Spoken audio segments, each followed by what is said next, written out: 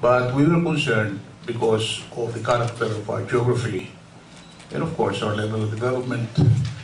We will be victims of ferocious onslaught of very destructive storm and very pelagic and low-lying. At the time, I don't know whether we were visited by 20 storms a year. We called for the conference. We thought that the keynote speaker would be Prime Minister Bhutto, who was youthful, read in Time magazine, and it was a very articulate voice, emerging voice on environment. The ambassador then was Ernesto Garcia, who is a friend of mine. I asked him if he can talk to Bhutto, to the guest speaker. We sent invitations in 1994, September of 1994. But she declined. She said she was going to Singapore in May to make a major speech.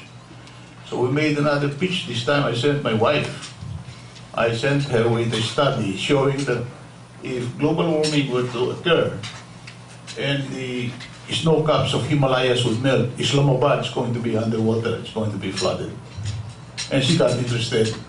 Plus the Muslim component, which is becoming restless in the Philippines, so she had reason to come here. And she came, and we had the Global Warming Conference. We invited all the countries in the ASEAN, and nearly all came, including China, Japan, Korea, and the island small nations of Oceania, Vanuatu, Kiribati. The president of Vanuatu came, and it caused us some difficulty on how to honor him because Bhutto was the principal guest speaker, he was head of state. But President Ramos, who behaved like a soldier statesman, he cut the crap. Give them both 21 gun salutes. When they came one after the other, we had 22 gun salutes. We had the conference, and one of the major conclusions we had was the dangers to island and pelagic countries. And we pursued this and presented the Manila Declaration, which was signed and we registered it with the UN. Essentially, the conclusions were an anticipation of what we were afraid of, that global warming is really a national and an international concern, and it would need coherent, harmonious collaboration. We believe then the voices of a few scientists who were articulating a call for unity and understanding because of the loading of the atmosphere of fossil fuel gases. And when the first conference of parties came about,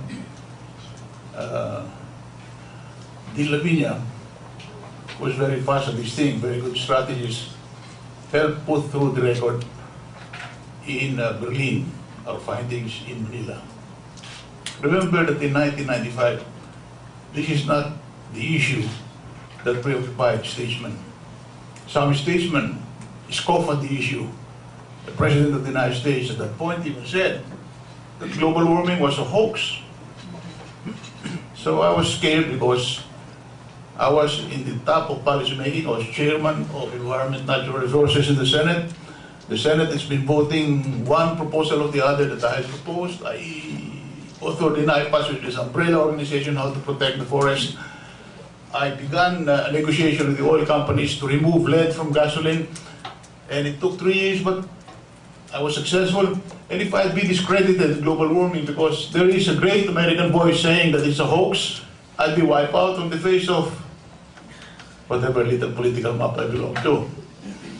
But I'm proud to say that somebody from Harvard did this for a thesis, Tony, and I extracted many of his arguments.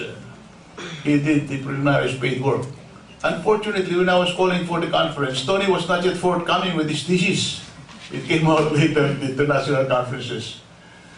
So in 1997, the Kyoto Protocol, we did the same thing, we entered it.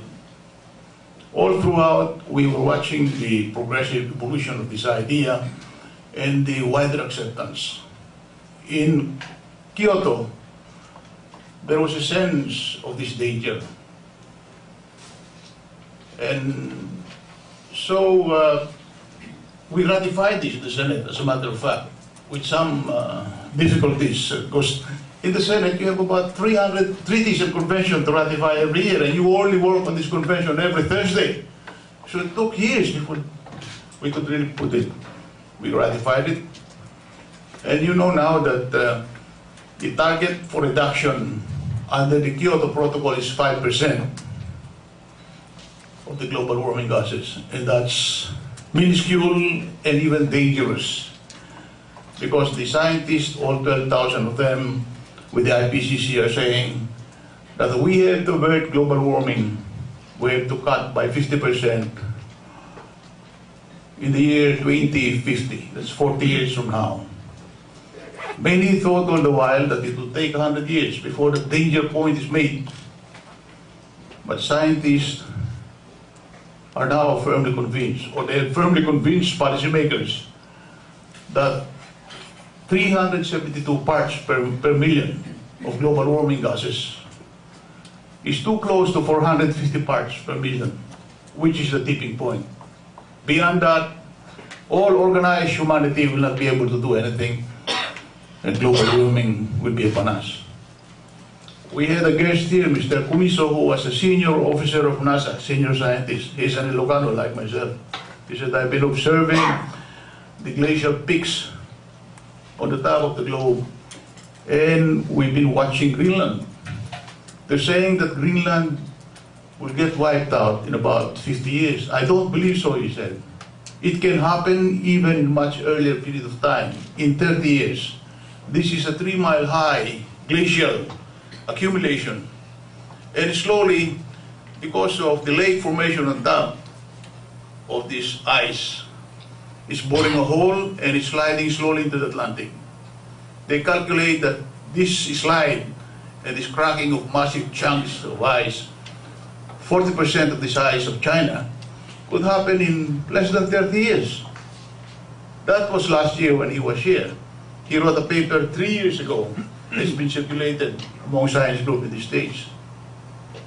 So it can happen in 25 years, when this whole 3-mile high, 40% the size of China, slips into the Atlantic Ocean, the oceans could rise by 7 to 9 feet. 7 to 9 feet would endanger about 60% of our habitation, because we are river dwellers, mga Tagalog.